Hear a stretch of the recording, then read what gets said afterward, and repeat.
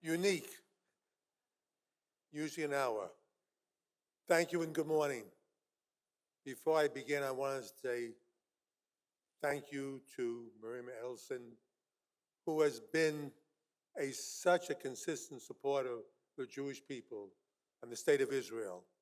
But I cannot talk about Miriam without saying another word about Sheldon.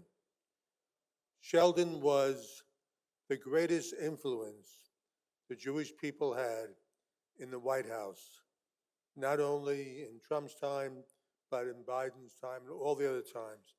He was the person, a one-man State Department for Israel, and we can't say enough about him. And I would like to also recognize Ambassador Waltz, who I believe is one of the best people we've ever had in the UN.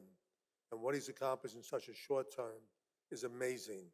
And God bless you.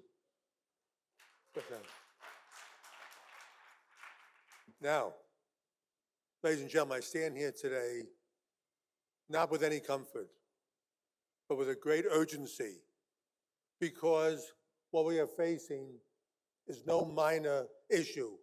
It's not a misunderstanding, and it's certainly not an isolated moment. It's a full-scale attack on the truth, on democracy, and on the safety of the people, Jewish people everywhere. For years, some of us warned that anti-Semitism was growing, not in the shadows, but in plain sight, on college campuses, online, in politics, and even in the halls of Congress. Now, anti-Semitism is rampant throughout our culture. For years, too many brushed it aside. They said, it's just a few angry kids. It won't go further. This is America. There is no anti-Semitism in America. They were wrong. Over the last 2 years, anti-Semitism didn't just rise, it exploded across Europe. We see levels of violence. But these are not just statistics. They are people. In Washington, D.C., a young couple that worked at the Israeli embassy, two beautiful young people about to get married, were gunned down in the streets of our nation's capital. Instead of a wedding, their parents had funerals. At a peaceful demonstration for Israel in Colorado, a woman was not just murdered, she was burned alive. In Berlin, a Jewish visitor to the Holocaust Memorial was stabbed. In Manchester, England, worshipers going to Yom Kippur service were run down and stabbed, killing 4. All these people, their crime, they were Jews. Today, we are paying a terrible price for ignoring this threat. This is not normal, it's not accidental, and it's not just criticism of Israel. It's the world's oldest hatred, once again wearing political clothes. Let me be as clear as I can be. When someone chants from the river to the sea, they are calling for the elimination of the Jewish state. When people have no right to safety, no right to sovereignty, no right to exist, history tells us exactly what happens.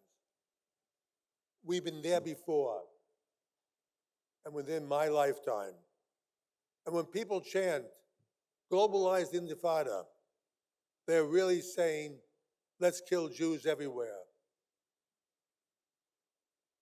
But you ever think that in Western democracies, and right here in the United States of America, politicians would be elected by attacking Jews, by glorifying violence against Jews, but making no excuse for it, by building entire campaigns around a single foreign policy issue and weaponizing it against Jewish communities right here at home. This can only happen when good people are silent. And we've seen this before.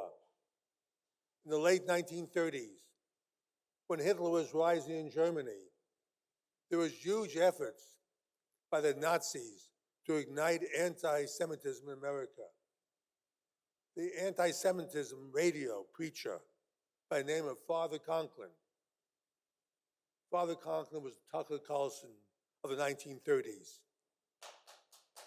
He had 30 million, Father Conklin had 30 million weekly listeners.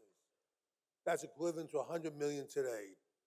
Henry Ford spread his hatred through newspapers and massive amounts of money. By 1938, the Jews in Germany, who were pleading for any country to let them in, they had a meeting with all the countries together, ready to do it, in Evian, France. But because of all the work that people like Father Conklin and Ford did, they told Franklin Delano Roosevelt, if he let Jews in, he may not be reelected. So Roosevelt said to his people, don't let any Jews come in via Evian.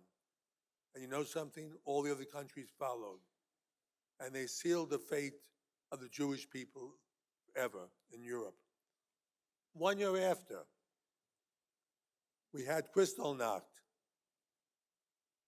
And Germany went from being anti-Semitic, anti-Jewish law, and and one night, they were able to destroy synagogues and jail 70,000 people. And Hitler waited after Kristallnacht to see the world's reaction. And when he saw almost no reaction from the world, he told his advisors that he could do whatever he wanted to the Jews. We saw this same reaction after October 7th. In many ways, October 7th was the Kristallnacht of the 21st century. Today, instead of Conklin and Ford, millions of dollars are being put into social media. We just learned last week that many of the leading influencers online that were reporting from Gaza were actually in Egypt, Turkey, Asia, and even Poland and the Middle East. These lies just keep coming. And there's one more target that the anti-Semitism have infiltrated. It's our schools. Our schools are ground zero for this renewed hatred. There is a major crisis in our education system. We have to admit it. It's not just in colleges and universities. Now it's K through 12, where children are brainwashed to hate Israel. The largest teachers union in this country, the National Education Association, has put out maps with Israel completely erased. Parents have called me and told me their children have come home and asked, is it true that Israel is an apartheid country? They want to turn young people not only against Jews, but against the very values the society has put on. How will we fight back? First, we must use social media because that's what young people listen to. And we must tell them the truth. Israel must finally get serious about public relations. If Israel can't tell the amazing story to the world, then its enemies will. We must expose every renegade teacher and their unions. We must expect moral courage from our public officials, not excuses. We've seen this moral before with names like Fetterman, Stefanik, Rubio, and President Trump. We have real heroes there. Let us now tell them to go ahead and fight. Secondly, we must rebuild education around truth, not slogans and lies. Third, we will have to reinvent how we teach the history of the Jewish people because it is not working. Too many young people have never heard of the Holocaust.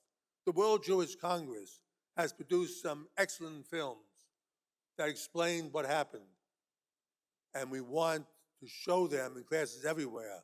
Last week, I was in Poland, and I showed the film, Auschwitz Did Not Fall from the Sky, educators and politicians. The reaction was powerful, and this will be shown in classrooms all around the country in Poland on January 27th, the anniversary of the liberation of Auschwitz. And if we don't tell our story, others will rewrite it. Now is the time that we have to do this. By the way, this film I'm going to show to the Department of Education. I want it shown in all schools for kids 12 to 17 in the schools. And when you see this film, it is so convincing. If you convince the Polish people, you can convince anybody. But this will take a huge effort from all of you. And Jews cannot fight this fight alone. Frankly, we should not have had to, because this is not a Jewish issue. It's a democratic issue, it's a moral issue, and it's a human issue. We at the World Jewish Congress are fighting back. In the past 2 years, we've launched global initiatives in Europe and around the world, not in the United States, to confront hate online and offline, including a major technology and human rights effort, working directly with social media platforms. We push governments to act, securing a statement by more than 50 countries in the UN condemning anti-Semitism at the United Nations. We strengthen community security worldwide. Even though we don't have an IDF to protect us, we have some of the greatest security now, and built new task force to counter violent extremism. We are no longer simply warning, we are responding. But we can't do it alone. We need your help. And let me say this as well. There are Muslims and Arabs who are disgusted by anti-Semitism. There are Muslims and Arabs who reject extremism, who reject terrorism, who reject using Israel as an excuse for hatred. Let us build a coalition so strong, so united, so determined that no extremist movement can fracture it. Above all, let us all be bridge builders, unshakable, unapologetic, unstoppable.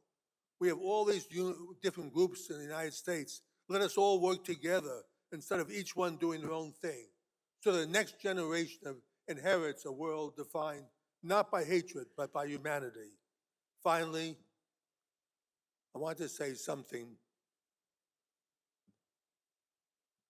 And that is, I want you to see a film by the students of my school singing Hatikva. And you'll see that this was done about 8 or 9 years ago. But I want you to see these faces.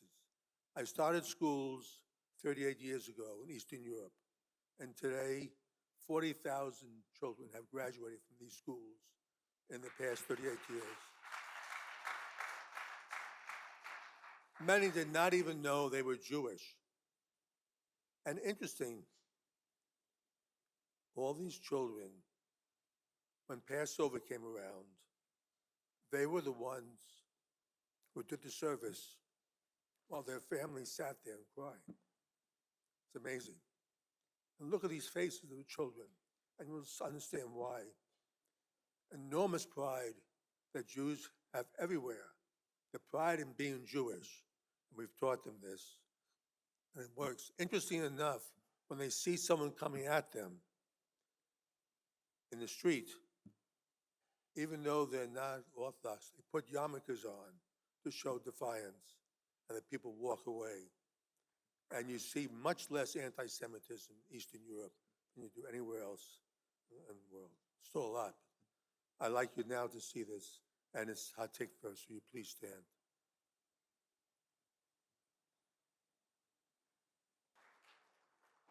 Thank you very much. I'm a few minutes late to a Zoom call on Treblinka. I visited Treblinka's site last week where 900,000 Jews were killed and only 15 survived. Tell the story. These right now, Treblinka is an empty field. The Germans, before they left, destroyed everything. We are now bringing it back so people can come. And we have the names of 200,000 that we'll have a museum with their names being called out. This is the type of thing that we have to do all over Europe where there were concentration camps. And thank you again for listening.